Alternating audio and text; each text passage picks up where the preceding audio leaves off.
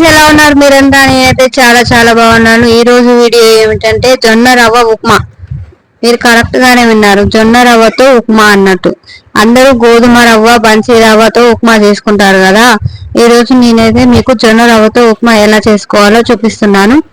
ఇప్పుడు ఈ జొన్న రవ్వలోకి అవసరం ఏంటంటే ఓ గిన్నె పెట్టుకొని అందులో కొంచెం ఆయిల్ వేసుకొని అందులో తాలింపు గింజలు, పచ్చిమిర్చి, ఉల్లిపాయ, పల్లీలు, నేనైతే బాదం పప్పు, జీడిపప్పు, క్యారెట్, కొత్తిమీర, కరివేపాకు వేసుకొని తాలింపు చేసుకొని, తాలింపు అయిన తర్వాత అందులో 1 గ్లాసుకు 4 గ్లాసులు వాటర్ పోసి కొంచెం సాల్ట్ వేసుకోవాలి.